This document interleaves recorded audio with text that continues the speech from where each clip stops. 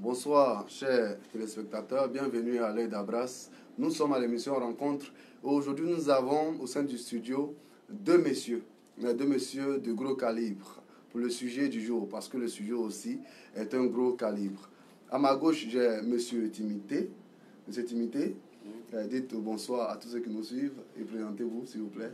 Bien, bonsoir, chers amis téléspectateurs de l'œil d'Abras.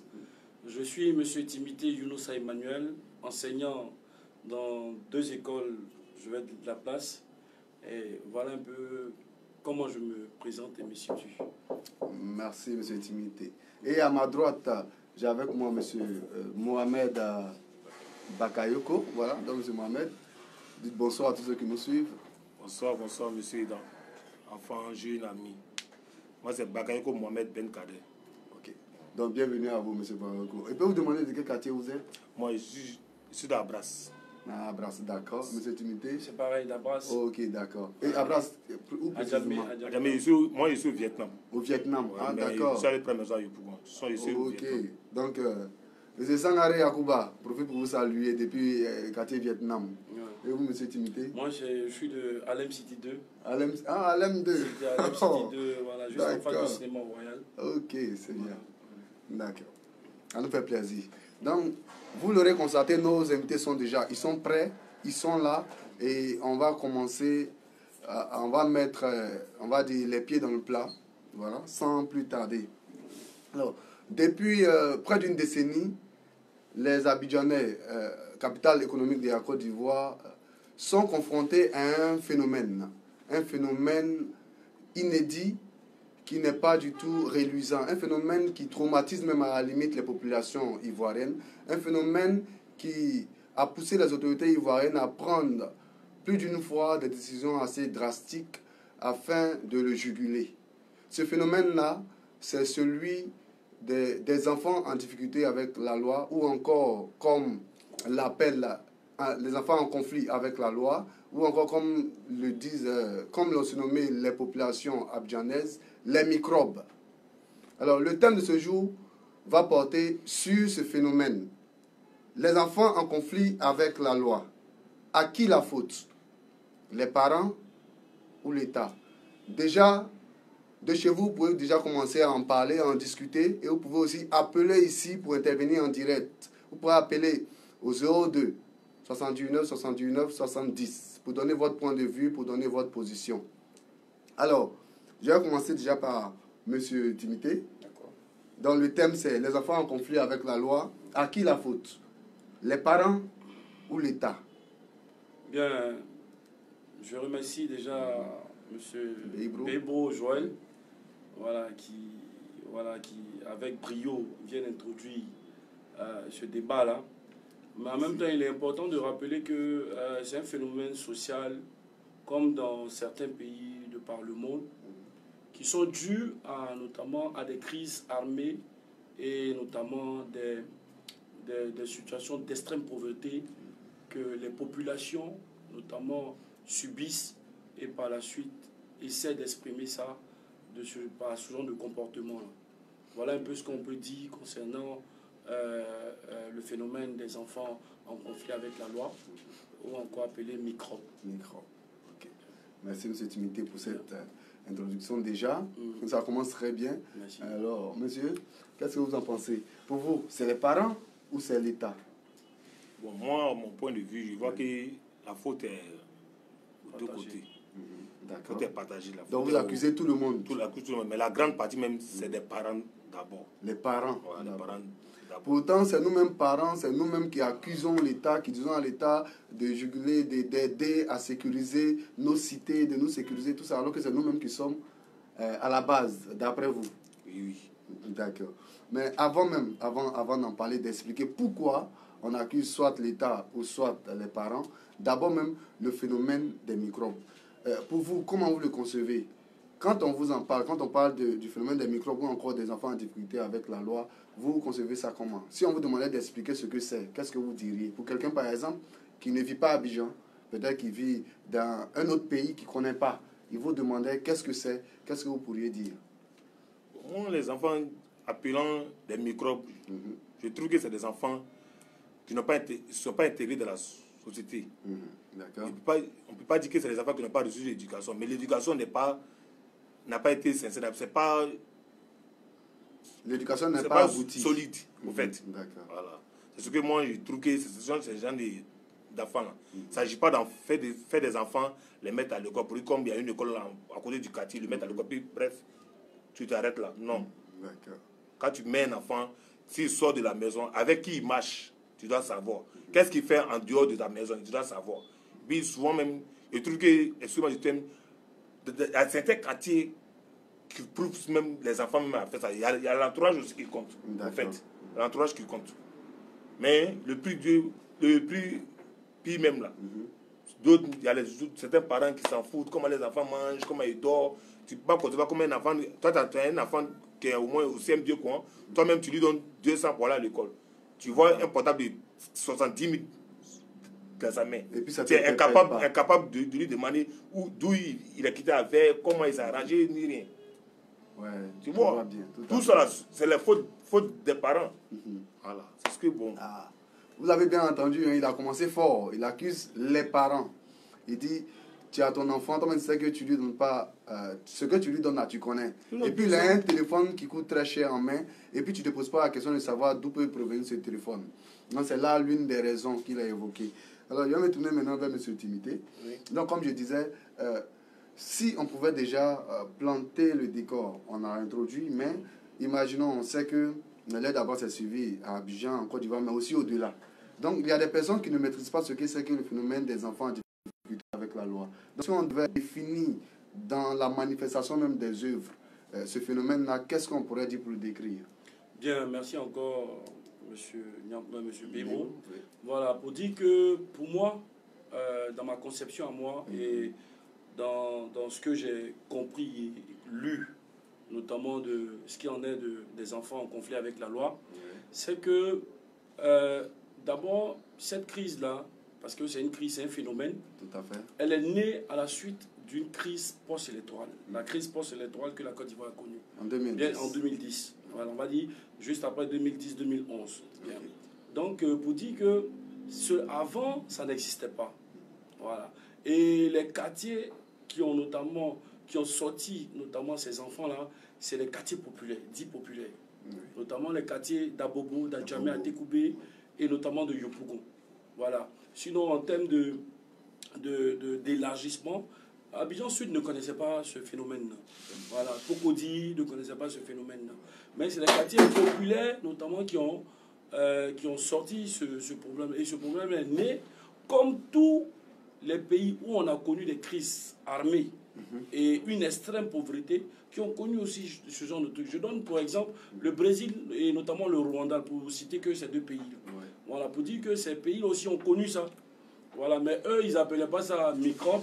Oui. Voilà, chaque pays, notamment qui sort d'une crise armée et notamment une extrême pauvreté, notamment, comment on appelle ça, a une façon à elle, bien à elle, de pouvoir notamment caractériser ses enfants. Oui. Et donc pour moi, voilà, pour essayer de dire un peu à l'opinion internationale qui ne sait pas en réalité ce que c'est que les enfants en conflit avec la loi, c'est des enfants qui sont nés, sinon c'est un comportement qui est né après la crise post-électorale. Bien. Merci beaucoup, M. Timité. Mais d'après tout ce que vous avez expliqué, est-ce qu'on peut mettre les enfants en conflit avec la loi dans le même panier que les enfants qu'on appelle les enfants soldats? Puisque ce phénomène-là, comme vous l'avez dit, est venu après les événements de 2010-2011, donc après la guerre. Est-ce que les enfants soldats et les enfants en conflit avec la loi ont un destin lié ou bien se rejoignent quelque part?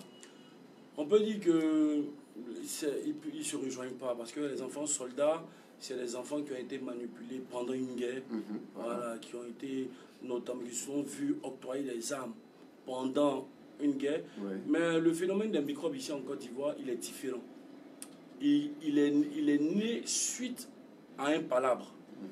Et voilà, tout le monde n'avait pas une certaine aisance de pouvoir notamment se nourrir et vivre on va dire convenablement.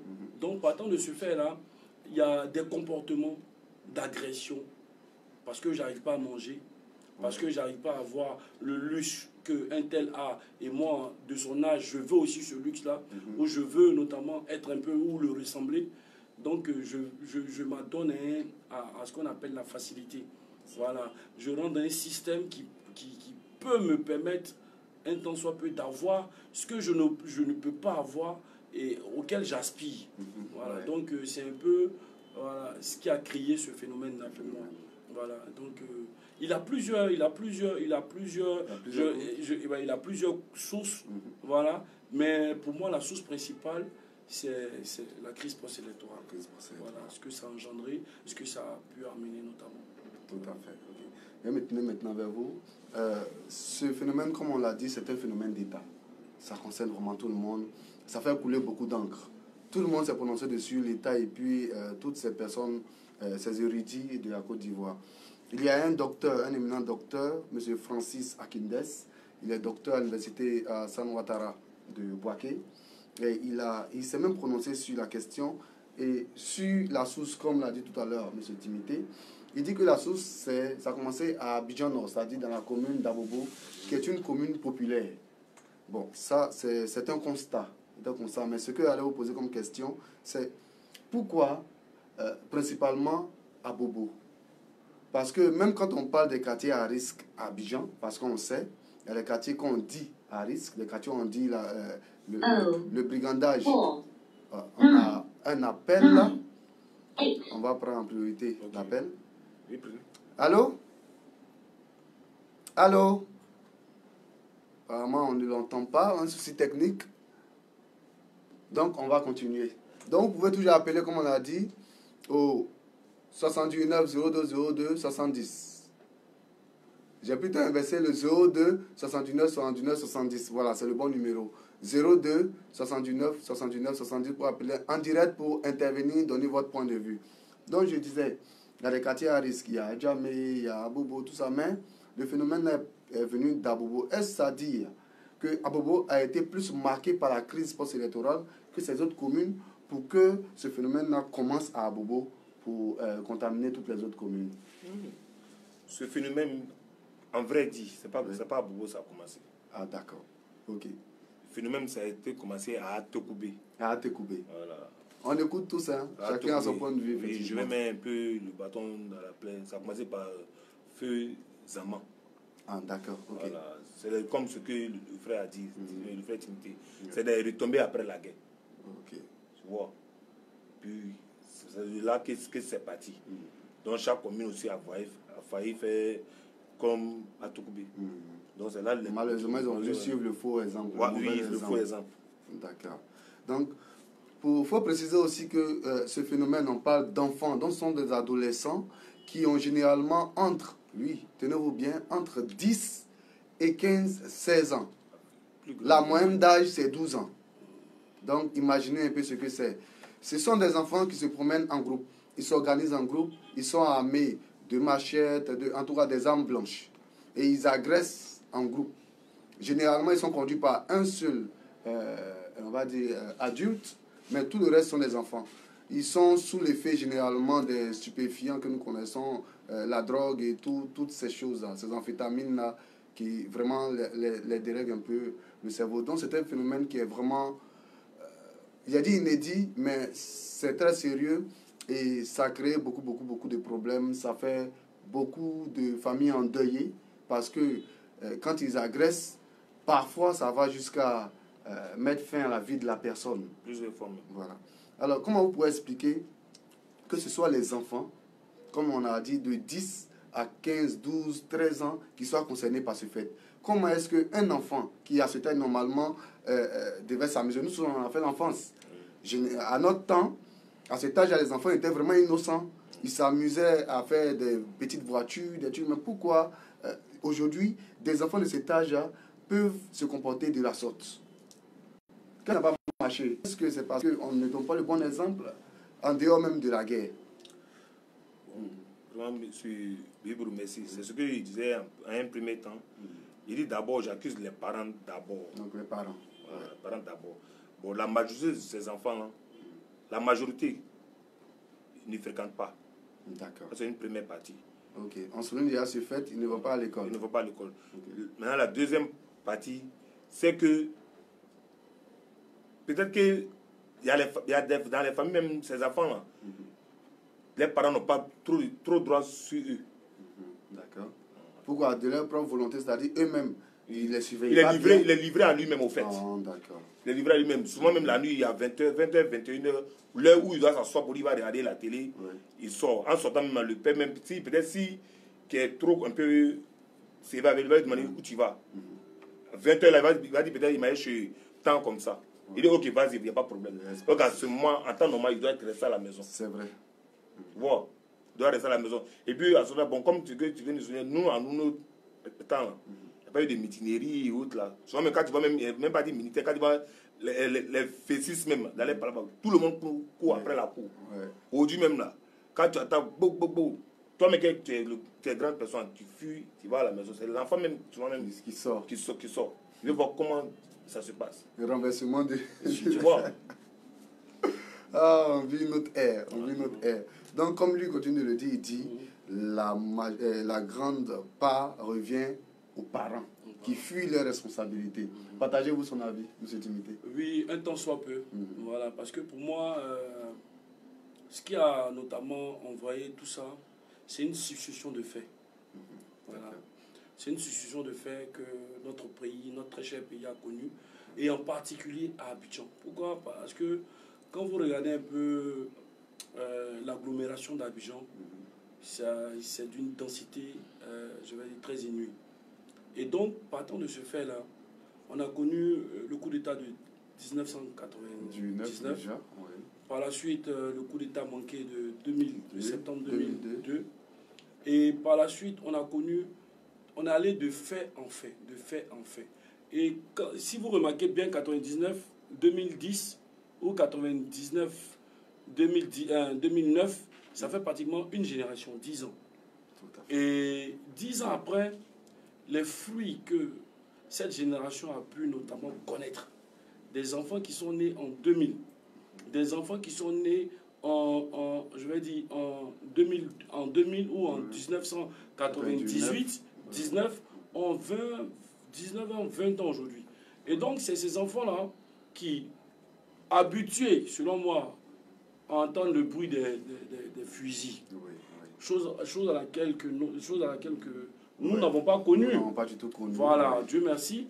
Et en même temps, c'est déplorable dans la mesure où il faut dire qu'il faut interpeller plus ou moins nos dirigeants pour dire à ces personnes-là que franchement, on a besoin de paix. De paix pour pouvoir notamment former des générations conscientes et de valeurs. Voilà, parce que pour moi, pourquoi je dis que c'est mitigé, c'est vrai que les parents ont une part de responsabilité.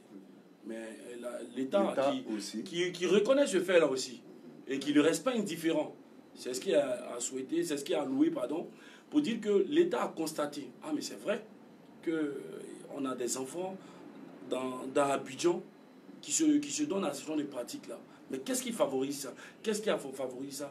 L'État a pris notamment des mesures, ils ont mené des actions telles que, avec la police nationale, on va appeler ça, comment on appelle ça, épervier 1, épervier 2 sur l'étendue du territoire. Opérations de sécurisation. Les opérations de vacances sécurisées, les opérations de éperviers ciblés dans les communes d'Apopo et d'Adjamé, à Tekobé encore, Yopougon. Voilà, pour dire que l'État a apporté plus ou moins, essayé d'apporter une réponse. Mais toujours est-il que ce n'est pas suffisant. L'État est notamment conscient de ce fait-là. Et en même temps, il faut interpeller nos parents, sinon interpeller les parents que nous sommes. Comme le frère Bakaïko vient de le signifier, pour dire que c'est important. Tu peux pas... C'est vrai que la pauvreté a gagné, notamment les familles, à un point où nombreuses sont les familles qui arrivaient à manger une fois, ne serait-ce pas un jour. Quand on le dit comme ça, ça paraît aberrant. Pourtant, ce sont des réalités. Ou notoire même pour certains, mais voilà. C'est réel. Okay. C'est réel parce que il y a des familles, tout le monde n'a pas l'aisance de certaines personnes. On n'a pas on est en Côte d'Ivoire, on se connaît, on se comprend. On n'a pas notamment le même niveau de vie. Tout à fait. Voilà. Je vais dire, c'est l'avènement du de l'actuel président avec son gouvernement, qui essaie de ramener un peu, tirer un peu les populations que nous sommes vers le haut. À travers tous ces indices-là qui témoignent de voilà, les indices notamment comment on appelle ça, économiques, permettant aux fonctionnaires de Côte d'Ivoire de connaître un nouveau SMIC à partir de 65 000 francs, ce qui n'était pas possible il y a des années en arrière, permettent à une certaine couche, notamment de la population que nous incarnons, de pouvoir au moins connaître un niveau. C'est pas, je vais dire, c'est pas le super du FLA, mais c'est quand même quelque chose à signifier. C'est déjà un bon début. Voilà, un bon début pour pouvoir notamment permettre aux populations de sortir de l'extrême pauvreté. Ça, c'est un point à souligner. Et puis donner en même temps à tout enfant de Côte d'Ivoire, à tout habitant de Côte d'Ivoire, la chance de pouvoir, de par son intelligence ou bien de par son savoir-faire, de pouvoir émerger. C'est déjà bien. Oui. Donc, voilà un peu mon point de vue sur ce point-là. Je pense qu'avec le déroulé de ce débat, on pourra en dire plus encore en long en large. Merci, M. Timité. Merci. Donc, comme il a dit, effectivement, l'extrême pauvreté est l'une des causes de ce phénomène aussi. Tant qu'on vivra dans cette condition, les choses n'iront pas forcément mieux. Donc, pour s'attaquer à ce problème, en réalité, ce qu'il faut, c'est s'attaquer aux racines, aux causes même. C'est comme ça qu'on pourra mettre fin à ce phénomène. Mais on en parle comme ça, mais ça a pris beaucoup d'ampleur. C'est vrai que de nos jours, avec les efforts de l'État, on en parle de moins en moins. Il y a un moment, je parle des années 2016, il me semble, où on parlait beaucoup plus du phénomène des microbes. Où on avait peur de sortir à 5 h du matin, où les gens se faisaient agresser partout à 23 h, ou sur les réseaux sociaux, on voyait une fille qui a été agressée et assassinée à Yopougon. Vraiment, c'était grave. Même à Djamé ici, on voyait nos parents qui sortaient tôt le matin pour aller à la prière, qui se faisaient agresser. Voilà, moi-même, j'ai même été témoin aussi de cette scène, de ces microbes qui nous ont fait fermer nos portails à 18 h, 17 h. Parce qu'ils viennent et puis ils envahissent tout le quartier. En fait, c'est troublant, c'est extraordinaire à la fois, mais c'est très effrayant. Ils viennent, ils sont armés de machettes, ils viennent en groupe et là, vraiment, ils sont sans état d'âme. Tu veux les affronter, ben là, ils vont te faire quelque chose qui n'est pas bien. Mais est-ce que, avec tous les efforts que l'État a fait aujourd'hui, ça existe toujours, mais on en parle moins. Est-ce que vous pensez que ça peut s'arrêter un jour? Est-ce qu'un jour ici en Côte d'Ivoire, on peut dire il n'y a plus ce phénomène des enfants microbes ou des enfants en conflit avec la loi? Je trouve que le phénomène de nos jours là, ça tire à sa fin. Hein. On ne peut pas dire que c'est fini définitivement, mais ça tire à sa fin. Aujourd'hui, grâce au bon Dieu, grâce au gouvernement aussi, on peut faire des mois et des mois sans parler même du micro. C'est ça. Ouais, sans parler. Avec les caméras par-ci, par-là, avec dans chaque carrefour, tu trouves au moins un cargo qui est là. Avec aussi les portables que les gars ont pensé à tracer maintenant. Oui. Donc tu vas les vendre ça où? C'est ça. Peut-être à travers même le portable que tu vas prendre, ça, à travers ça même, on peut te récupérer. Effectivement. Et beaucoup sont pris comme ça. Beaucoup sont pris comme ça. Ils voient que ça, bon, c'est bon, il y a du mieux. Ouais. Et vous pensez qu'un jour, ça peut s'arrêter? Un jour en Côte d'Ivoire, il n'aura plus ce phénomène, ça va disparaître complètement? Oui, ça va disparaître complètement même.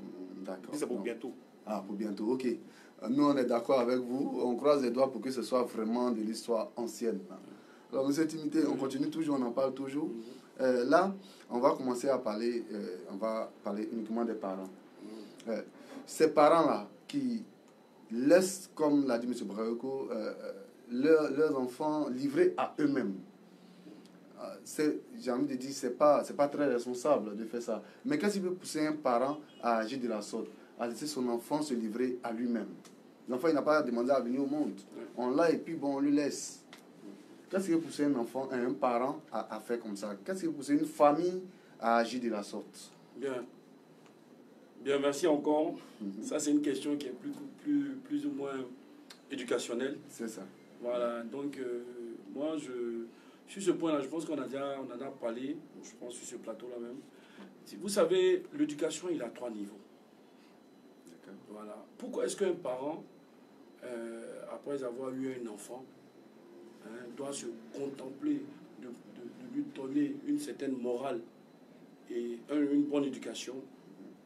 Alors, le parent se permet de notamment laisser plus ou moins son enfant, je vais dire, sinon à ne même pas s'occuper de cet enfant-là. Qu'est-ce qui peut amener un parent à le faire? Il y a plusieurs facteurs. Okay. Et le facteur principal pour moi, c'est notamment la sociabilité. Okay. Qu'est-ce que l'État fait pour que un parent qui n'a pas... Imaginez-vous un monde où je vais une Côte d'Ivoire où le parent il n'a pas de problème, tout le monde a des soucis, même en Europe les gens ont des soucis, mais qui a un travail, qui arrive à faire face notamment à ses charges. Vous pensez qu'il va laisser son enfant faire n'importe quoi? Logiquement, non. Non. Bien. Et le cas, quand vous prenez un peu selon des ONG dont je vais taire le nom, voilà, on a eu la chance de collaborer plus ou moins avec eux sur ce plan, sur ce dossier-là, pour dire qu'il y a des ONG qui ont retracé comme ça pour dire tous les enfants qui ont été interpellés. Il y a eu plus de 3475 interpellations de la part de la police. Wow. Mais quand vous les interpellations qui ont été faites, les parents de ces enfants-là, c'est des gens qui sont pauvres, extrêmement. Maintenant, il y a des gens qui sont, il y a l'infime partie des enfants, de ces enfants-là qui laissent libre quoi à leurs envies. Parce qu'on côtoie ces enfants-là, pour nous, ils sont impressionnants. Ouais. Voilà, il sait manier le couteau, lorsqu'il se bat, il a la force. Ouais, c'est ce qu'il faut enlever dans la mentalité des gens. Voilà pourquoi il dit l'effort, sinon la guerre a impacté de façon néfaste sur nos adolescents, nos enfants. Voilà. Donc pour moi, c'est un parent qui laisse libre quoi à son enfant de faire un peu tout ce qu'il veut. Déjà, il est soucieux d'un fait majeur. Comment faire pour joindre les deux bouts? Donc la pauvreté. Donc la pauvreté. L'extrême pauvreté. Et pour lui, il a tellement de soucis que cet enfant-là, il ne le voit même plus. Ouais. C'est aussi ça l'erreur. Lui-même n'arrive pas à se prendre en charge. Voilà, il n'arrive pas à se prendre en charge. Il a des soucis. Il a tellement de factures auxquelles il doit faire face. Et il n'arrive même pas à joindre même la moitié de tout ça. Et lorsqu'il doit encore surveiller un enfant, qui est son enfant notamment, qui vient de lui biologiquement, il trouve ça encore, le fait même qu'il soit en santé là même là, c'est déjà quelque chose. Donc pour lui, que l'enfant se promène, et je vous donne un exemple récent, d'un enfant qui se lève de Yopougon, qui se retrouve à l'aéroport Félix Houphouët-Boigny, qui emprunte, qui notamment se cache, la clôture, qui va se cacher dans le train d'atterrissage de l'avion. Dans le train d'atterrissage de l'avion, et qui arrive en France, à Roissy-Charles de Gaulle, mort. Mais, mais le père, il s'étonne. Il dit, pour lui, il n'a pas appris ça à son enfant. Et en réalité, il n'a pas appris ça à son enfant. Mais qu'est-ce qui l'a amené à ne pas savoir réellement les déplacements de son enfant? Le manque de communication entre lui et son enfant. Donc, pour dire que nos parents ne communiquent pas assez avec leurs enfants. C'est une interpellation à tous nos parents. Voilà. Et il y a un sujet tabou qui ne doit pas être tabou. Je prends encore, il y a certes les microbes, mais parmi ces enfants microbes, ces garçons-là, il y a aussi des filles qui laissent libre. L'éducation sexuelle doit primer. Aujourd'hui, là, je ne peux pas vous expliquer, mais étant donné que je suis dans le milieu que je suis, mais c'est pourri. Et cela pourra certainement faire l'objet d'un autre débat. Mais c'est pourri, tu peux pas comprendre.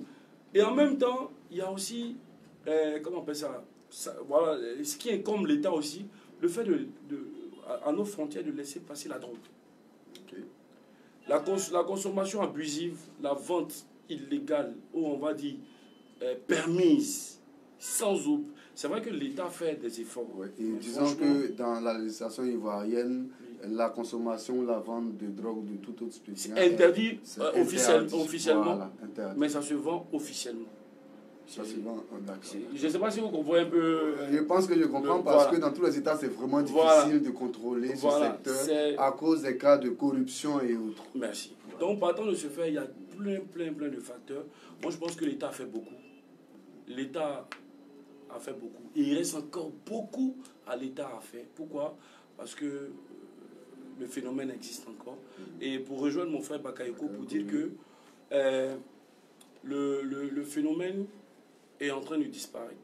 Ouais. L'engouement que ça avait il y a 4 ans en arrière, 5 ans en arrière, on n'a pas le même engouement en 5 ans qui courent. Et heureusement pour nous tous.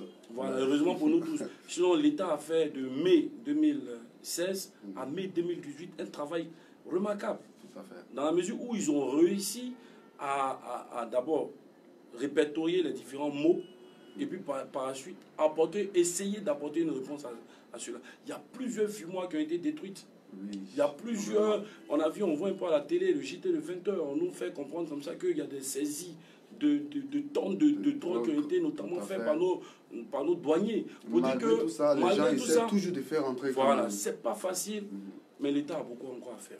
Voilà, nous, ce qu'on peut dire, de par notre position, c'est d'interpeller chacun des acteurs de ce phénomène. L'acteur principal, c'est l'État. Le deuxième acteur principal, c'est les parents. Et par la suite, il y a le troisième acteur, notamment les enfants. Les enfants eux-mêmes. Eux-mêmes. D'accord. Voilà. Je vous donne un exemple. Moi, j'ai des élèves, de par ma position. J'ai un élève, je vais taire son nom, si vous voulez, je peux donner son nom. Non. Il s'appelle Fofana Elias. Ok, d'accord. Fofana Elias. Lui et ses frères à la maison, vous savez à quoi ils s'abusent? À faire des vidéos. Des vidéos qui sensibilisent entre le méchant et le gentil. Des vidéos qui mettent sur YouTube des enfants. Pour sensibiliser. Pour sensibiliser. C'est très positif. Voilà, très positif. Ok. Mais combien d'enfants de son âge? Il a peut-être 10 ans, 11 ans.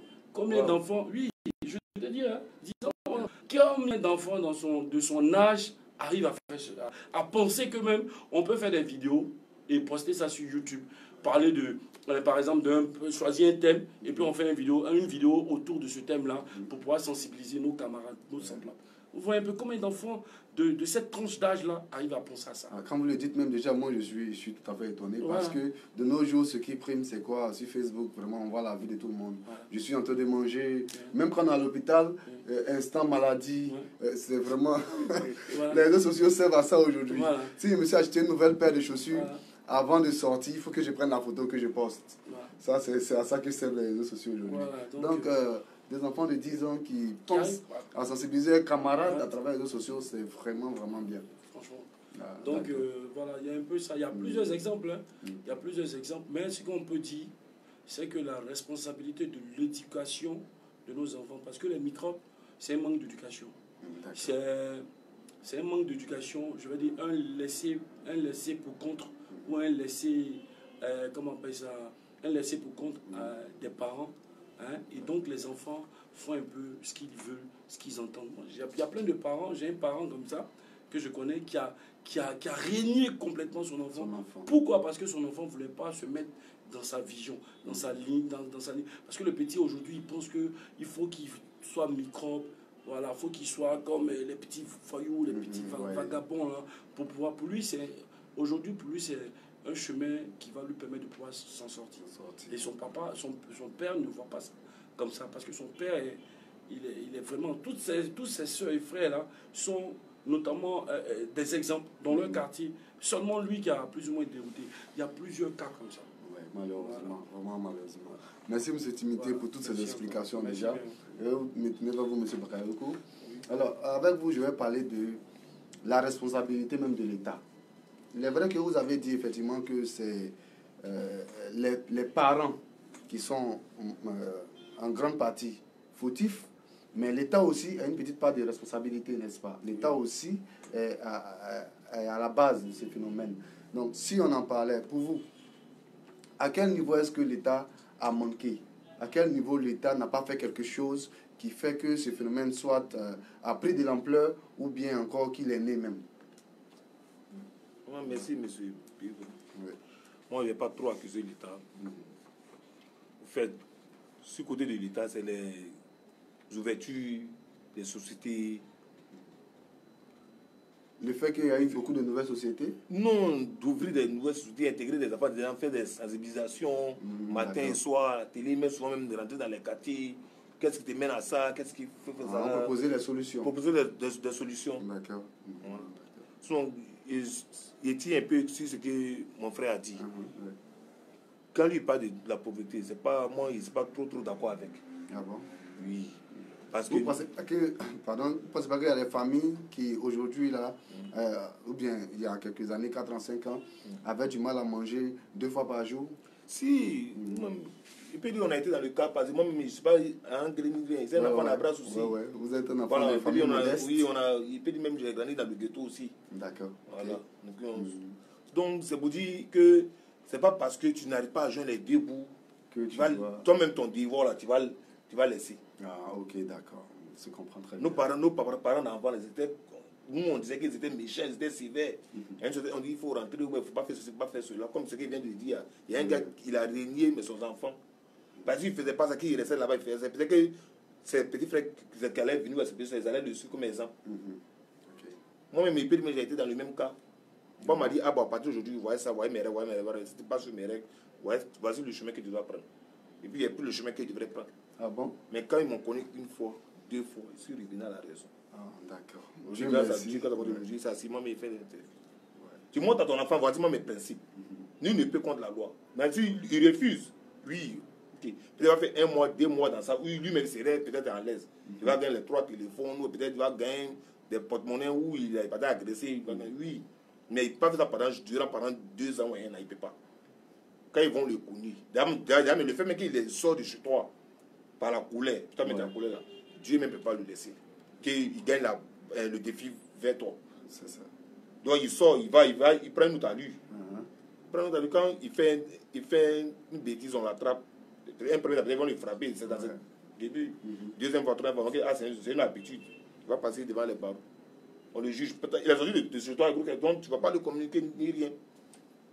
C'est qui dans ça, il sait que dans ça, au moins à 100%, il va changer à 80% ou à 90%. Il va changer, il va revenir. Mais d'autres, ils sont dans la maison, le père même peut faire moins 1 semaine, il ne le voit pas. S'il a mangé, il n'a pas mangé, comment il s'habille, rien. C'est pas son problème. Puis à sa grande surprise, on dit non, ils ont attrapé l'enfant, peut-être dans tel arrondissement, Ça va maintenant qu'il a un frère qui était un 3e commissaire ou un qui était procureur, il va l'appeler, il faut me dire, mais tu étais dans quel sens? C'est ça. L'enfant a été pris en flagrant. Et l'enfant même va à la Maca. Manger même que toi, mais tu lui donnais pas envie d'ici là. C'est pas pauvreté, hein.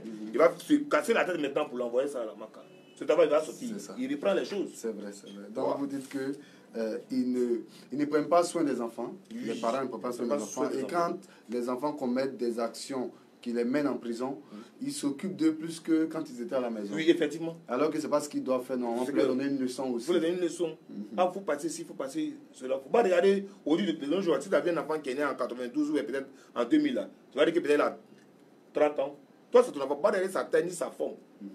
Marche comme si, marche c'est ça. Comme ça.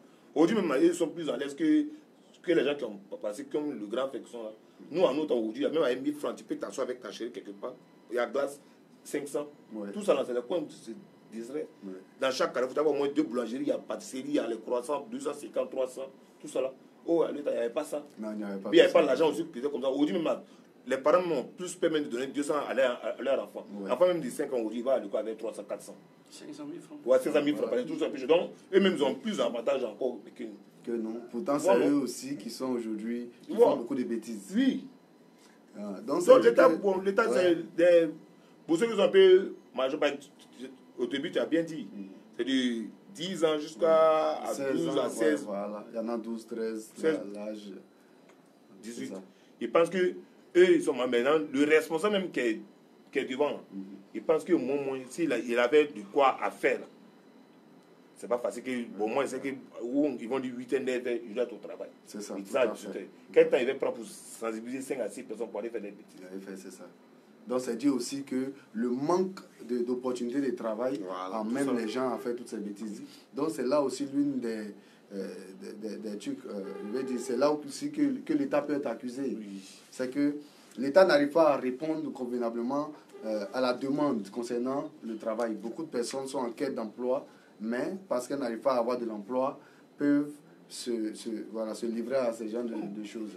Apparemment, microbe, plein d'enfants, ils ont passé sur cette voie-là, agresser, essayer de mettre l'argent ensemble, comme on le dit. D'autres sont partis en clandestin, plein d'hommes sont partis.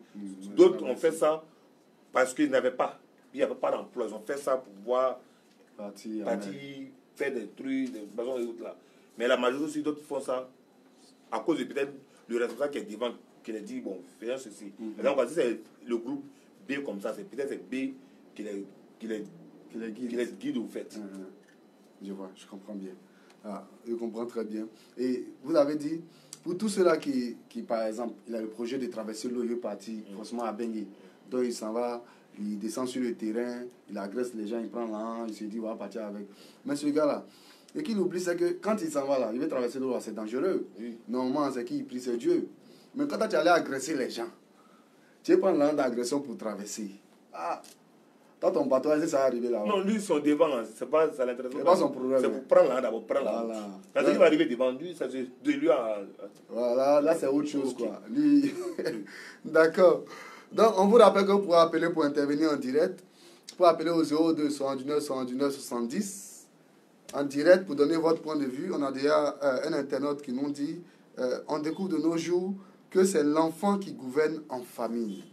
D'accord, ça c'est son point de vue. Est-ce que vous êtes d'accord avec ça, M. Timité, qu'il puisse exister une famille où ce soit l'enfant qui gouverne? Merci encore pour la question. Je pense que l'internaute qui a posé la question, franchement, il part d'un constat qui est aujourd'hui, il est amer, mais il est réel. Il est réel. Qu'un enfant gouverne au sein de la famille. Quand il dit gouverne, il veut dire par là que l'enfant aujourd'hui, de par ce qu'il apporte comme appui financier à la famille, ce qui fait qu'aujourd'hui, il est considéré un peu, il est même souvent plus considéré même que son père et sa mère. Par eux-mêmes. Ouais. Voilà, donc je m'explique. Et pour aller dans cet élan, c'est vrai. Ce qu'il a dit là, c'est pas faux. Je prends un exemple. Moi, je connais une famille. D'abord, on avait un petit frère ici qui était FRC, qui est aujourd'hui en Europe. Okay. On l'appelait tout petit. Tout petit. Tout petit. Aujourd'hui, qui est en Europe. Mais un jour, il descendait la rue Saint-Joseph d'Atekoubel pour aller vers le quartier War, on m'a dit Espoir, tout ça. Et il y a une femme béninoise dans les environs là-bas qui vend la nourriture. Et en partant, il croise deux petits qui sont en train d'agresser. C'est-à-dire en plein 13h, 14h. Ils descendent la même côte là et puis ils sont en train d'agresser tous les passants qui viennent vers eux. Qui sont en train de marcher, bien évidemment. Et donc, il poursuit. Comme il se met avec son collègue FRC, ben, il est en civil, il commence à poursuivre les enfants. Là. Et lui, il a suivi un petit, un des deux, qui allait notamment il a pris les couloirs, il allait se retrouver chez lui. Et la dernière cour où le petit a franchi, est rentré, sinon, c'est une seule femme qui était assise là-bas. Donc, quand il est rentré dans la cour, selon le frère en question, je vous donne cet exemple-là, il trouve la bonne femme, une femme Djoula, nos soeurs, voilà. Il trouve la dame, et puis il dit, ah, il y a un petit qui est passé ici. La femme dit qu'elle n'a jamais vu de petit passer ici. Elle le couvre. Donc elle le couvre. Lui, et non seulement il est fâché, il a perdu de l'énergie. Donc il y a la dame, la bonne dame, et il la gifle. Ah bon? Oui. Et là, elle va dire que non, qu'il est dans la maison. Donc il sort son flingue, elle lui dit maintenant, ah non, qu'il est dans la maison. Il sort, il rentre dans la maison, un entrée couché, il tire l'enfant du lit, sous le lit. Et il appréhende le petit. Ils ont envoyé le petit au poste ici, en ce moment on appelait chez Barbu. On envoie l'enfant. Il a été notamment, de là-bas jusqu'ici, il a été notamment sévèrement chicoté par les populations. C'est pour dire que, si vous avez vu cette dame en train de couvrir son enfant, c'est vrai qu'il y a l'amour filial. Mais en plus de l'amour filial, l'enfant arrive à faire certaines choses que le parent, même de par sa position, n'arrive pas à faire. Donc l'enfant est le pourvoyeur même de toute la famille. De toute la famille. Le petit, il sort, tu ne sais pas comment il fait pour avoir l'argent, mais il vient et te donne 10 000 francs. Maman, ça n'a rien à voir avec la popote. Ça, c'est prendre des activités. Et mon fils, elle ne va même pas lui poser la question où tu as eu. Mais par contre, il y a des familles régaliennes, il y a des familles encore qui ont cette bonne morale.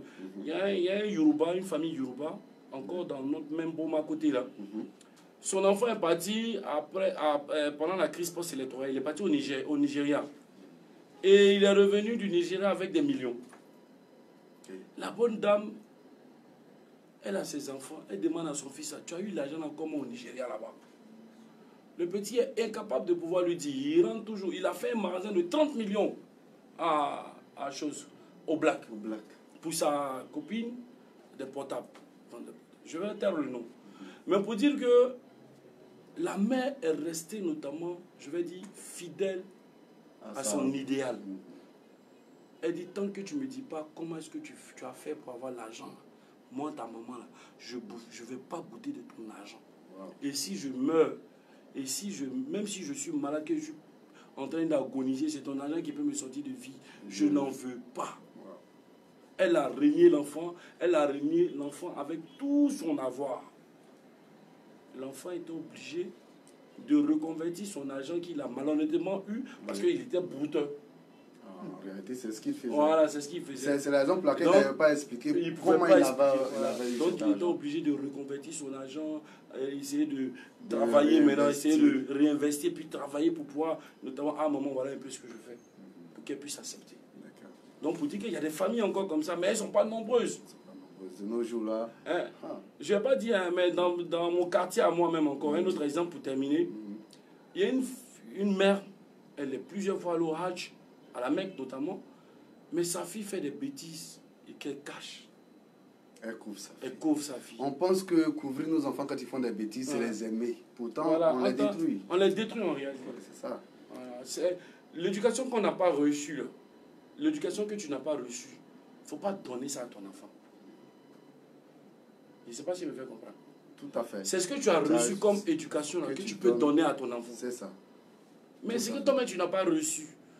Parce que tu vois une telle famille, ou bien un tel parent, ou une telle amie en train de faire ça à son enfant, on n'est pas même chose. Ouais. Se comparer aux autres, vouloir ressembler. On est semblable, on a une tête, on a des yeux, comme j'ai des yeux comme toi, comme Bakaïko, comme un peu tout le monde ici. Oui. Mais on n'a pas la même destinée, on n'a pas la même manière de voir, on n'a pas la même manière de réfléchir. La preuve, on n'a pas la même manière de manger. C'est vrai qu'on a assis côte à côte aujourd'hui. Oui. Mais ça fait partie de la prédestinée, la destinée de chaque être humain. Voilà, de chaque être humain. Donc, partant de ce fait-là, il ne faut pas réel ton ami pour copier. Voilà. Inculque à ton enfant des valeurs morales et éducationnelles. Et tu verras que ton enfant, notamment, pourra te faire plaisir. Il sera une fierté demain pour toi. Donc voilà un peu ce que merci, M. Timité. Alors, si vous venez de nous prendre en marche, nous sommes à l'émission Rencontre. Aujourd'hui, nous recevons M. Timité et M. Bakayoko. Et le thème du jour, c'est les enfants en conflit avec la loi. À qui la faute? Les parents ou l'État? Nous en parlons dans l'émission Rencontre. Vous pouvez toujours appeler au 02 79 79 70 pour donner votre point de vue ou vos réactions. Alors, on parlait donc toujours des parents. Les parents qui protègent leurs enfants dans le mal.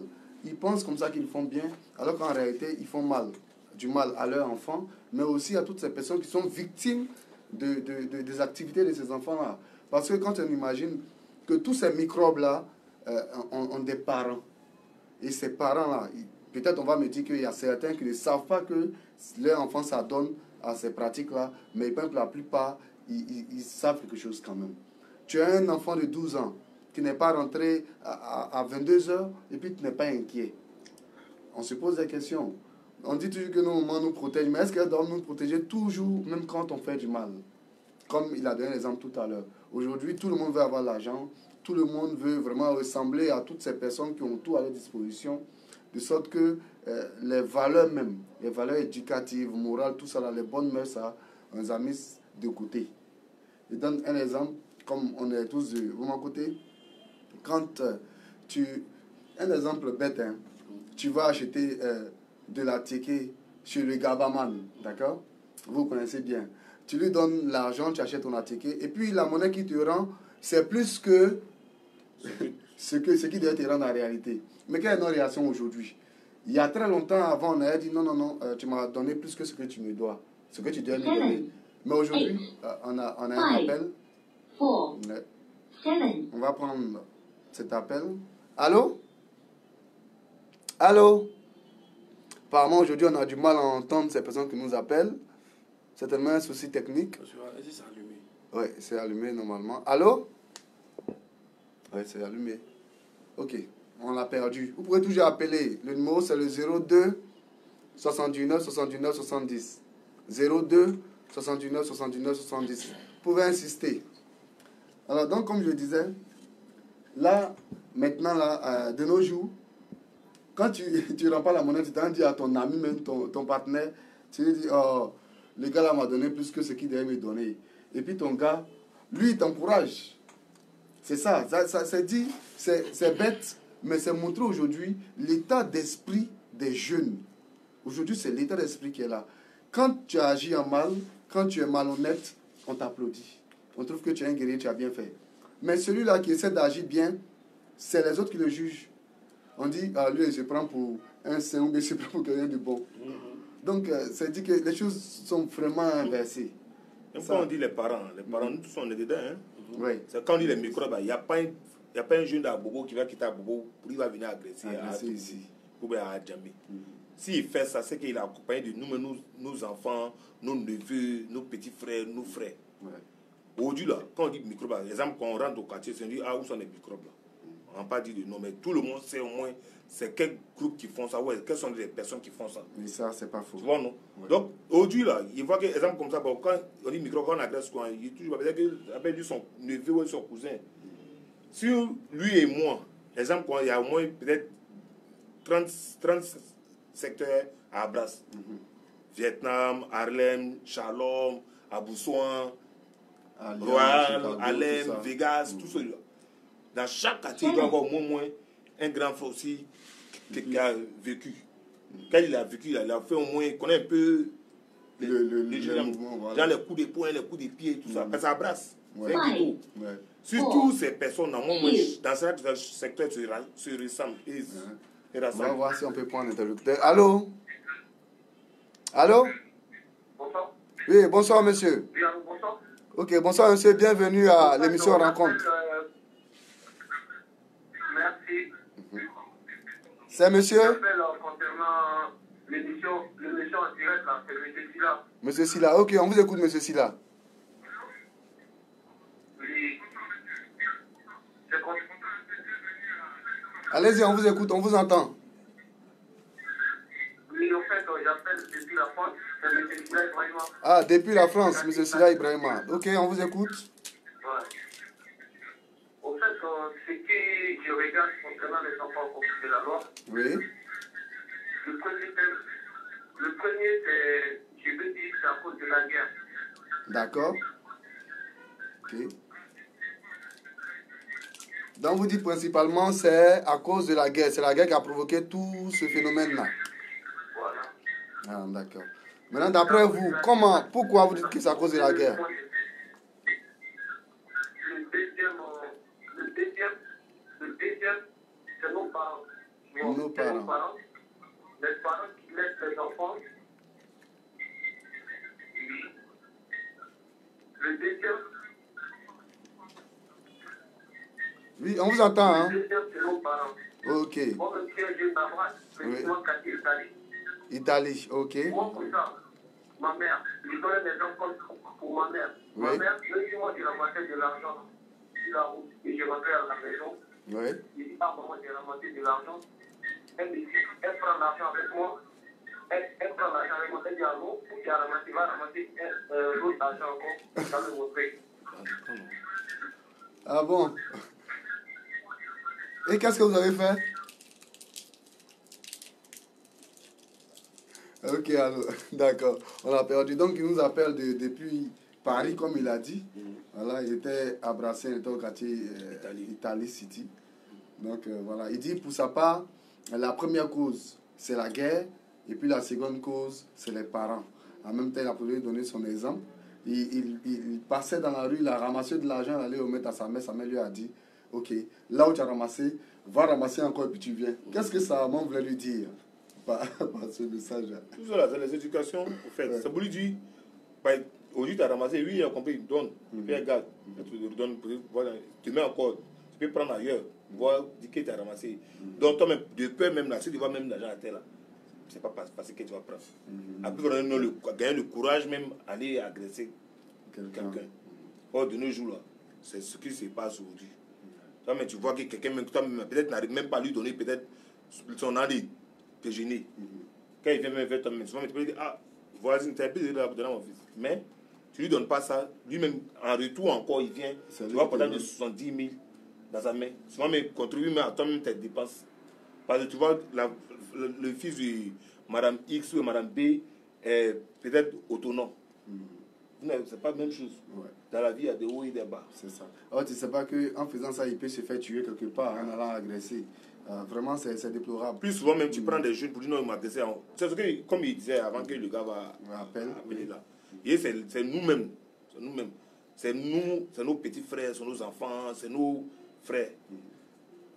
On se connaît tous. Mais souvent, même quand peut-être, bon, le fils étant ou le petit frère étant fait un truc, tu te rends chez eux à la maison pour dire, ah ouais, c'est ce que tu préfères faire. La personne, ses parents te disent, non, laisse-le. C'est combien, je vais payer. Alors que ce n'est pas une bonne façon de faire. Il n'y a pas de cohésion entre vous, il n'y a pas de truc entre vous. Si tu dis oui, maintenant, si il rembourse ou si elle rembourse, tu vois que ce dernier a déjà un lien qui est entre vous. Oui, oui, tout à fait, ouais, c'est ça. Voilà, dernier. Ok, moi, je trouve que non, peut-être si lui, plus moi, chaque président du secteur se sont mis ensemble, convoquer des réunions, faire des sensibilisations au quartier comme ça. On sait que si tel groupe a fait ça, tel groupe qui est devant, c'est Issa qui est devant, ou c'est Madou qui est devant. Madou, il est dans quelle maison? Ah, c'est le fils de Citalin, ou c'est le fils de Marguerite là. Ok, allons. Nous tous, hein, peut-être même que dans le groupe, peut-être que lui-même, là, son cousin, ou peut-être son oncle là. Son oncle dedans. Si on va, voilà, si on va l'attraper, là, comme ce qu'on dit dans nos jargons, on est pas au labo. Il a été corrigé une fois, 2 fois. Au laboratoire. Oui, 2 fois. Peut-être que si on a fait ça moins 2 fois, quoi, s'ils étaient 12, ils vont devenir 10. C'est vrai, c'est vrai. Demain encore, on fait ça moins 3 personnes encore. S'ils étaient 10, ils vont devenir 4. Et ceux ils vont arrêter. Ah, donc vous dites parce qu'il n'y a pas d'étranger, l'homme étranger qui vient faire. C'est nous-mêmes, nos enfants, nos frères, il y a d'autres trucs qui font ça. Mais aujourd'hui, quand ceux qui font ça même là, genre, nous on ne fait pas ça là. Peut-être on est mal vu quand tu vas me dire, lui il est gawa, lui peut-être.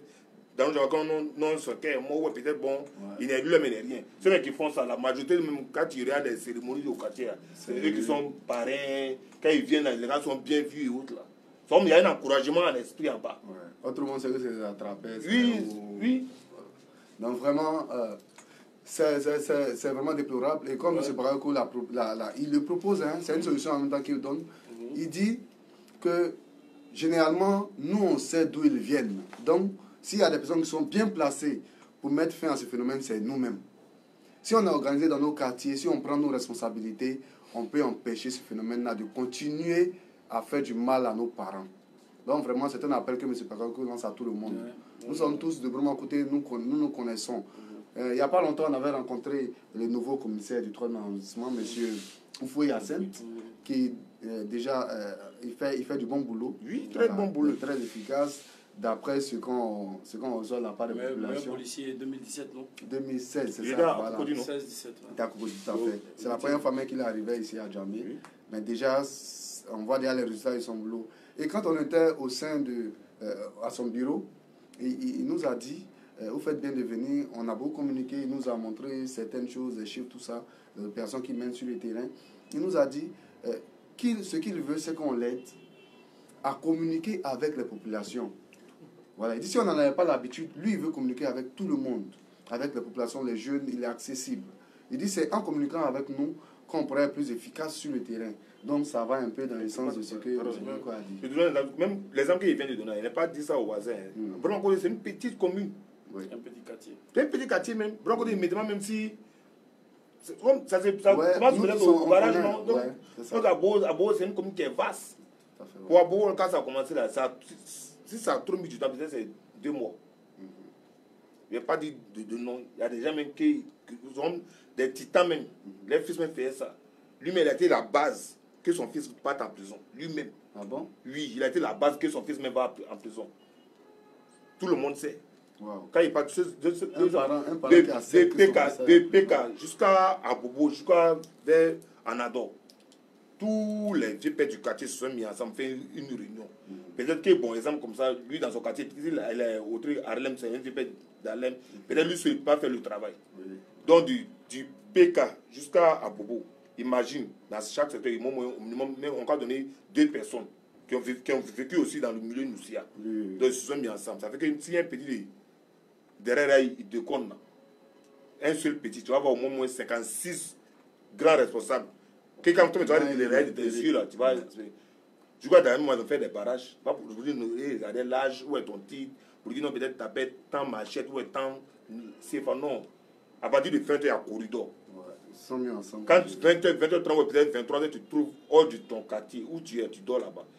Par exemple, pour dire que tu as volé, tu viens, hein. Tu n'as pas volé, tu n'as rien fait. Mais le fait même que tu es dans au corridor là, tu passes au labo. Ah. Oui, ils ont fait ça par exemple. Et puis ils ont fait ça avec la police. D'accord. Ça pour dire que moi, il a frappé ton enfant, tu allais te plaindre à la police. Non, hein. C'est une loi qui a été votée parce que ça agressait trop. Oui, c'était une mesure. C'est quand on dit à Bobo, là, ils ont plus deux fois voyou que nous-mêmes, nous on dit ça ici. Donc, eux là, ils ont mis ça, ils ont fait ça pendant juste 1 mois à 2 mois. Et puis les têtes même qui étaient là, lui qui était pas, lui qui n'est pas de lui, mais il était son nom là, lui-même. Quand les gens nous a vu que lui-même son fils qui est plus fort, plus fiable quoi. Papa lui-même son nom, comme son papa il est temps, donc les gens peuvent donc lui a fait appel quand il est venu là. La police a fait son travail aujourd'hui, même aujourd'hui il était pas là en prison. Puis la vie même quoi. Mais quelqu'un même, toi-même tu vois que vous avez peur de frapper son tête à cause de lui. Lui mais il interpelle son fils puis il l'envoie en prison. Donc toi-même, c'est pas toi il va laisser. Bon petit ou peut-être enfant de tant qu'il va te laisser. Ouais, c'est pas possible, il va pas te laisser. Mais de nos jours là, peut-être même ceux qui font ça quand ils passent à lever du quartier, c'est comme mon petit. N'a pas un téléphone, mon téléphone mais un quartier. C'est très bien qu'il n'a pas mon magasin de portable.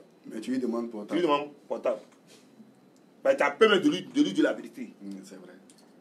Et c'est l'une des raisons pour lesquelles les petits n'acceptent plus les vieux pères aussi. Oui, mais c'est ça. Voilà. Ça. Moi, je voulais ajouter un point. Oui, monsieur Dumé. Voilà, donc pour aller dans son sens, voilà, au niveau des religieux ici à Boumakoté, il y a l'imam Famara Bamba qui a aussi interpellé comme ça les grands frères du quartier. Il les a interpellés, il les a demandé de se mettre en association pour pouvoir, comme il a dit, freiner plus ou moins la violence au niveau de Boumakoté. Il dit franchement, si les grands frères du quartier se mettent ensemble et qu'ils informent les familles qu'il y a une telle réglementation à partir de maintenant au sein de Boumakoté, ils ne voient pas la famille ou le parent qui va dire lui il n'est pas concerné par cette parce que tout le monde a besoin de sécurité, tout le monde a besoin de paix dans le quartier, dans notre quartier. Donc pour dire que pour aller dans ce sens, voilà, il y a eu ce volet religieux aussi de la part de l'imam Famara Bamba. Pour interpeller. Voilà, pour interpeller. Il y a eu plusieurs actions menées par la communauté musulmane ici, et notamment chrétienne aussi.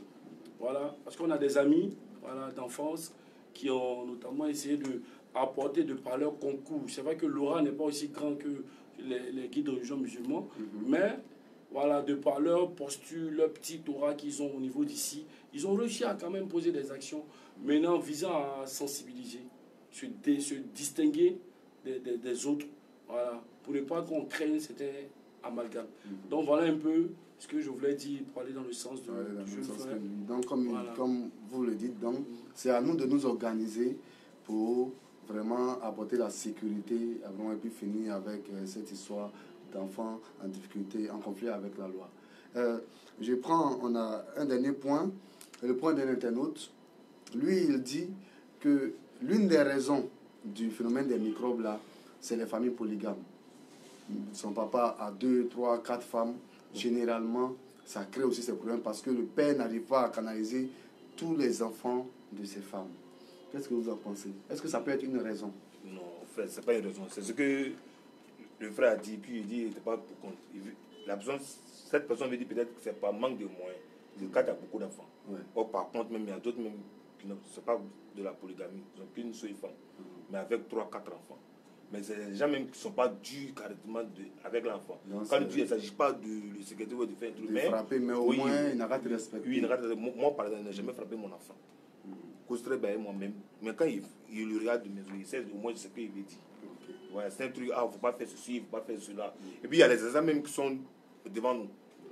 Tu vois, nous-mêmes, on a eu la chance même d'avoir des exemples devant nous. Nous, on était petits. Et les grands, même quand tu fais petit, ça, tu n'arrêtes pas. En plein temps, tu arrêtes. Oui, tout à fait. Ils étaient au moins 5, 10 son nom seulement, mais aujourd'hui, là, nous, on a grandi. On avait peur, on était petits, on avait peur. On prenait le nom pour nous effrayer. On a grandi un peu, quand on les voit. Bonjour, tonton. Bonjour. Pour finir, même là, tu dis bonjour, mon frère. Bonjour, champion. Souvent, lui-même, quand on prenait son téléphone, il se trompe, il avait un vieux père. Ah, voilà. Ça, Parce que ça n'a pas, oui, ça n'a pas, ce qu'il faisait là, ça n'a pas abouti. Il n'a rien. Aujourd'hui, lui-même là, il est obligé de se mettre dans le même contexte que nous. Genre, même quand on dit appellement microbe là, se met pour que les enfants moi-même le considèrent un peu. Donc tu peux dire, ah, faut pas faire, quand tu vas faire, tu serais peut-être comme ton temps. Ton temps, ouais, son passé. Il y a les exemples devant nous. Pas pour dire on est dans l'autre côté. Nous, on est là, on a vu tous ceux qui ont vécu. Tous ceux qui ont fait ça, comment ils sont partis, comment aujourd'hui ils sont. On a vu tout ça.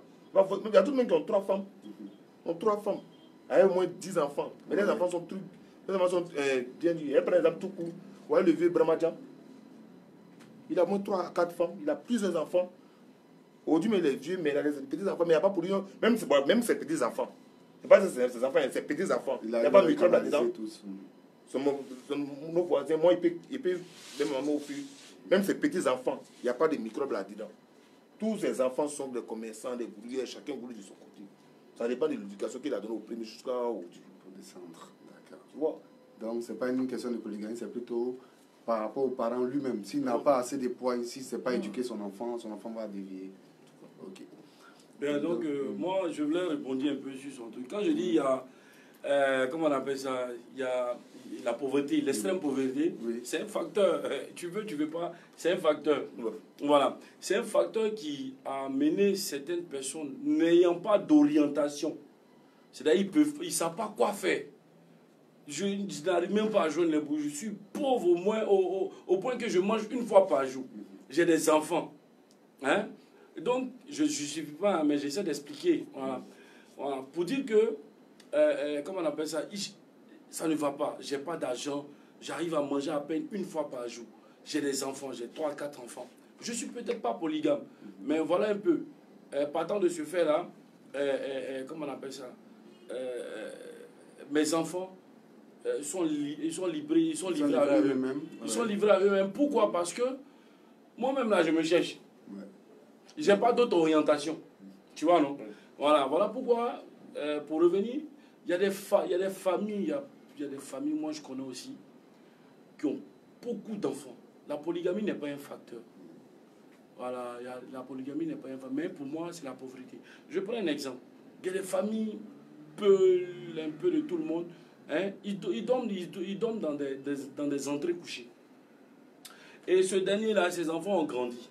Lorsqu'il va aller avec sa femme, excusez-moi du terme, lorsqu'il va aller avec sa femme, les enfants sont là.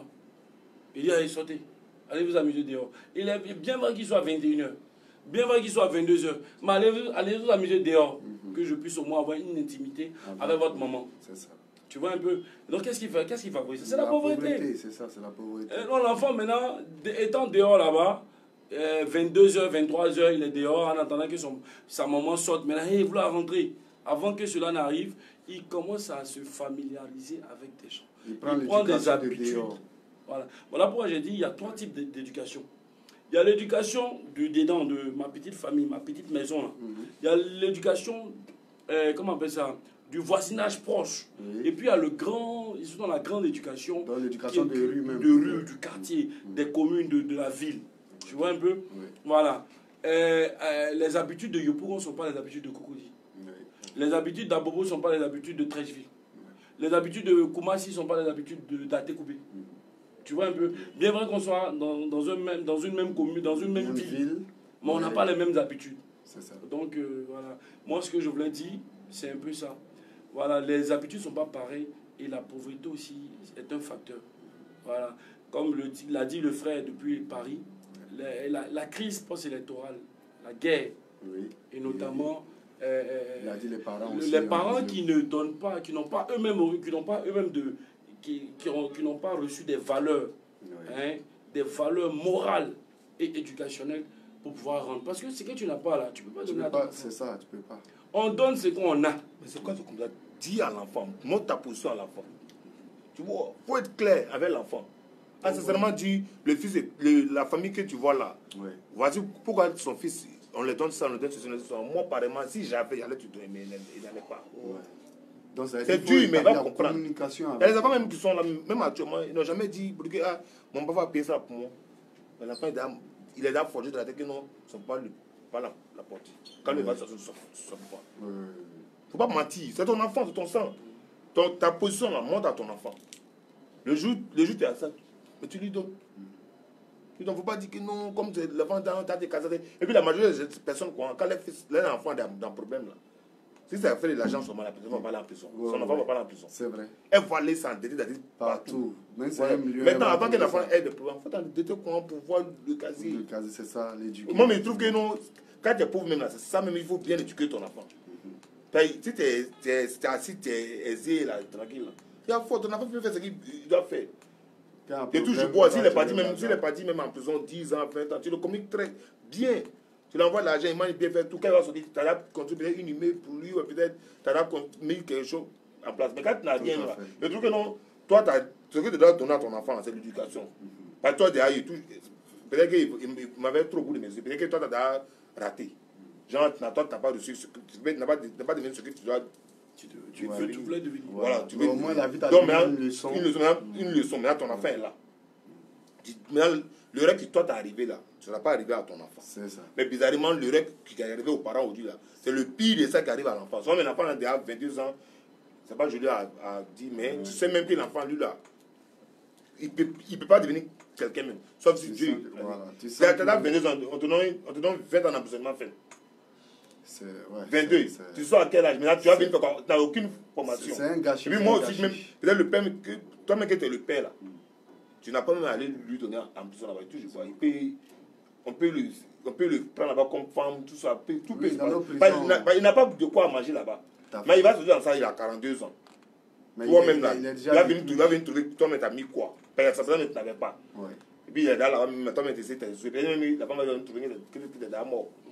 Donc, tu trouves que quand tu n'as pas ton enfant, là, tu mets ta base, c'est une richesse. Dieu aussi t'a donné comme ça. Ah, mon fils, passe ici, passe cela, passe ici, passe ici, passe ici. Okay. Vraiment, chers internautes, vous l'avez compris, c'est un sujet, comme on l'a dit, un sujet très accrocheur.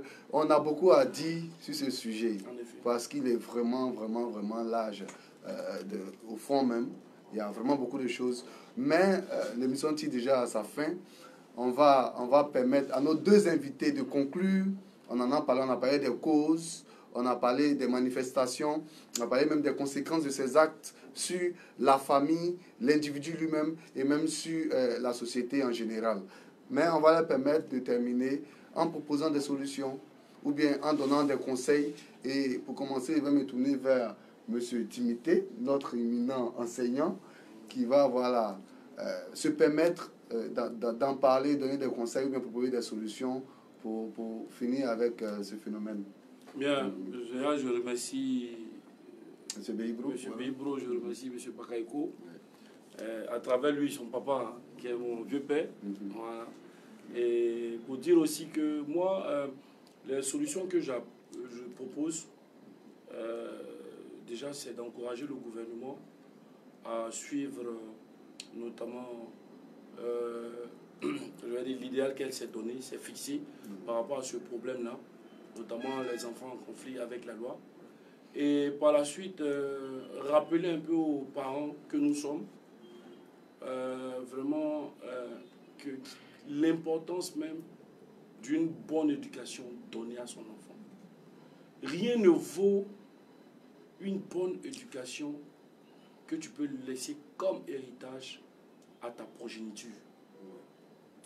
Il est plus que, je veux dire, plus qu'important de donner, d'apprendre à ton enfant à pêcher, à raisonner, que de l'apprendre la facilité, la tricherie, notamment tout déboire qui va avec notamment le civisme. Apprendre, donner à nos enfants des valeurs, même des valeurs qu'on n'a pas reçues.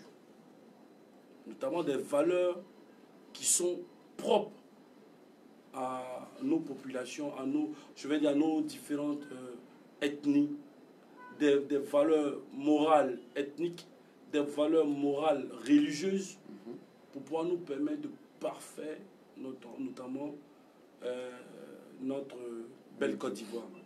Donc, sur ces mots, Voilà un peu les solutions que je demande et que je propose.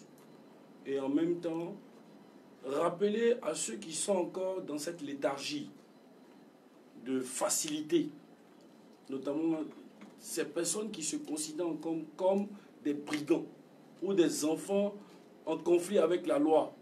Mon frère, ma soeur, toi qui penses qu'il faut faire ça pour pouvoir avancer là, il n'est pas encore tard. Voilà. Je te lance cet appel pour te dire qu'il n'est pas encore tard. Il n'est jamais tard pour l'être humain. Tant qu'on inspire et respire, n'est-ce pas? Il n'est jamais tard pour bien faire.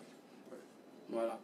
Apporte ta pierre à la construction du monde pour que demain on puisse notamment parler de toi en bien, surtout en bien. Il a évoqué le nom d'un enfant tout à l'heure que j'ai connu, qui était mécanicien, apprenti mécanicien de moto, Zama. Oui. Et ce petit-là, il a été mécanicien avec un petit Kwasi.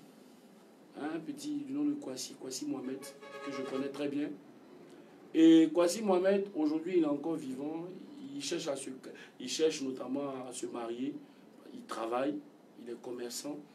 Il a une vie très simple, très modeste. Mais il n'a rien à envier à qui que ce soit. Qu'est-ce qui a fait ça? C'est les valeurs morales que ses parents lui ont inculquées. Mais aujourd'hui, Zama, il est où? Tête tranchée, tête pris en exemple comme un ballon dans les rues d'Atekoube et Bromakoté.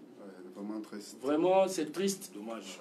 Dommage pour sa famille, dommage pour son entourage. Mais l'homme est caractérisé par la valeur que tu incarnes. Face le Tout-Puissant, que les propos tenus puissent tomber dans les oreilles. Pas de sourds, mais de personnes sensées, voulant notamment parfaire sa vie ici-bas et gagner l'au-delà. Merci encore. Amen. Merci beaucoup, M. Timité. On a même envie de terminer sur ces mots, mais il y a M. Préoko qui est là, parce que lui aussi, c'est quelqu'un qui est connu ici dans la cité. Et M. Préoko, il va vous permettre de donner des conseils. Voilà. Vous avez parlé de l'union entre nous, la solidarité, tout ça. Voilà. Donc, vous allez donner vos derniers mots à l'endroit de tous ceux qui nous suivent. Ils sont nos petits frères, ils sont nos frères, ils sont nos grands frères, vraiment. Ils sont Ok, moi, il ne va pas être trop long. Je vais parler en terre à terre. Voilà. Voilà, je vais parler en Noussia. Champion, petit frère, vieux père. Noussia, là, ça n'apporte à rien. Chacun n'est qu'à aller moulou. Si tu gagnes 1000 francs par jour, en fonction de 1000 francs, il faut faire ton programme là-dessus. Tu serais le plus riche. Si tu gagnes 1000 francs, il faut faire ton programme en fonction de ça. Il ne faut pas regarder X ou il ne faut pas regarder B. Tu ne connais pas ces sacrifices. Tous ceux qui ont commencé par l'épée, ils ont fini par l'épée. Les uns perdent devant nous. Pas pour dire que non, on s'est trafiqué. Voilà. Si tu as fait 2 mois, tu n'as pas piqué l'homme, ceux qui te voient en Gawa, n'ont pas te voir en Gawa. Tout ce que tu as fait, tout ça que tu as fait, tous les lalés que tu vas prendre, tout ce que tu as fait, tu vas payer ça ici d'abord, avant de partir, avant de mourir. Le frère l'a dit. Aujourd'hui, même quand un chien passe, tu prends un caillou, tu le lapides là. Tu prends 2 cailloux, au moins il y a 1 personne, 2 personnes qui vont te dire, non, mon frère, il faut le laisser, ouais, le chien, il t'a fait quoi? Mais prends un exemple tout court, Zama. Il n'y a même pas eu de justice, ni rien. Oh, la justice est bien belle là, mais ça fait que non, à tout cas, il faut qu'on t'aime. En ta donne, il faut être nous là. Faut. Ceux qui vous trafiquent, mon fils, ils sont rien. Au lieu de contrat, c'est sûr que vous m'avez compte. Faut pas dire que non, l'anti-man, ou non, avec un phone avec ta, ou avec Adji, Morochi m'a dit. Morochi. Alors, nous, quand tu es là, quand tu as le côté, j'avais flammé une couronne. Faut y être. Un bel toit là, quoi. Faut regarder, faut. Alors qu'il va poser minan, tu poses ton là, faut prier ton Dieu, faut persévérer. Si tu es syndicat ou tu es dans quoi, faut aller faire ton gouvernement côté positivement. Tu vas sur une route négative, mais toi, tu es positif dans la tête. Non, c'est pas dans le corps, il a refusé, le corps après sorti. Fait mécanique, il a refusé, mais aujourd'hui, je suis là. Il gagne ma vie sans que me morde. Et ton nom. Souvent, quand tu me vois, vieux personne, comment vieux personne, moi et toi, il demande 10 000 $. Non. Moi, je suis en vain, 600 ans à soro. Mais c'est 600 là, moi, il y a l'argent. On est calé doucement. Ça va aller. quand on reçoit le trafic, on se donne la main, nous sommes là, fouille-ta là, l'inimité, fouille-ta là. Nous tous on appelle ça, tous les quartiers, on a vu ceux qui ont commencé comme ça, on l'a bas. C'est sûr. Elle a été une nouvelle, elle a été une nouvelle. Bref, comment ça, quoi, là, qui s'aime. Oui. Alors là-bas, qui a dit. Oui, tout à fait. Donc, vous tous qui nous suivez, vraiment, votre animateur du jour même, vraiment, je suis très ému. C'est plein d'émotions. Après les propos de M. Timité, après les propos de M. Bakayoko, vraiment, c'est beaucoup d'émotions. Moi, ce que je peux dire, c'est que sur ces derniers conseils, c'est Dieu même qui a parlé par leur bouche. Si tu les as entendus, il n'est jamais trop tard. Tu peux toujours te saisir champion. Merci de nous avoir suivis et à très bientôt.